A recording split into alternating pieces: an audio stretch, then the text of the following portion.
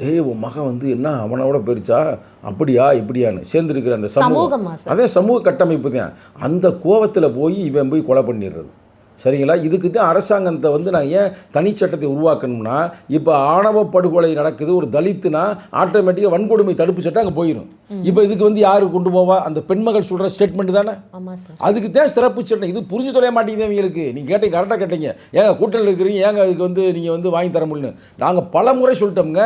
எங்கள் தலைவர் வந்து இப்போ கூட சொல்லியிருக்காரு, சட்டமன்றம் நடந்துகிட்டு இருக்குல்ல, சட்டமன்றத்தில் பேச சொல்லியிருக்கிறார். எங்கள் கட்சியோடைய எம்எல்ஏ ஆளுநர் ஷானவாஸ் போன மாதம் பேசியிருக்கிறாரு. போன மாதம்னா போன தொடரில் பேசியிருக்கிறாரு. சட்டமன்ற தொடர்பில் அந்த தொடர் நடக்கும் பார்த்தீங்களா, பேசியிருக்கிறாரு. எங்கள் தலைவர் வந்து நேரடியாக மனு கொடுத்துருக்கிறாரு. நாங்கள் நேரடியாக போராட்டம் நடத்தியிருக்கிறோம்.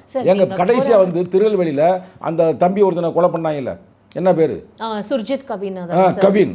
அந்த கவினை வந்து இவங்க திட்டமிட்டு குடும்பமே கொண்டிருக்கிறாங்க. இன்னமும் அவங்க அம்மாவை கைது செய்யலை. அப்போ இவங்கெல்லாம் என்ன நடத்துகிறாங்க? அப்போ சாதி புத்தி இவங்களுக்கு இருக்கான்னு கேட்குறேன். நான் மீண்டும் சொல்லுகிறேன், தெளிவாக சொல்லுகிறேன். அதாவது ஆணவ படுகொலை தடுப்பதற்கு தமிழக அரசாங்கம் ஏன் சட்டம் இயற்றவில்லை? அப்ப இந்த படுகொலைக்கு அவங்க தான் காரணமா? இல்ல இப்ப இன்னும் 6 மாசத்துல, இப்ப இன்னும் ஒரு 4-5 மாசத்துல சட்டமன்ற தேர்தல் வரப்போகுது. இந்த நேரத்துல யாரையும் பகச்சிக்க கூடாது. எல்லாரோட வாக்கும் நமக்கு தேவை. அரசியல் தான் இவங்களுக்கு இம்பார்ட்டன்ட். செத்து குட்டிச்சவரா போட்டுமான்றேன். இப்ப இவன் என்ன குற்றம் செஞ்சான்? இவங்க 2 பேரும் காதலிச்சு நல்லா வாழ்ந்துகிட்டு இருக்காங்க. அவர் கையில ஒரு தொழில் இருக்கு. தொழில் இருக்கும்போது என்ன பிரச்சனை? அப்போ மனைவியை நல்லா நடத்தி, அந்த மனைவி அழுகுது, என்னை விட்டுட்டு போயிட்டே, நான் நடு ரோட்டில் நிற்கிறேனே. அந்த பொண்ணு அழுகுதா அழுகலையா? அந்த பொண்ணு இப்போ இளம் பெண். நீ பார்த்தீங்களா? அதை பார்த்தீங்களா? பார்த்தேன் சார். நான் அந்த வீடியோ தான் சார். ஆனால் அந்த பொண்ணை வந்து அங்கேயும் கூப்பிட மாட்டுறாங்க.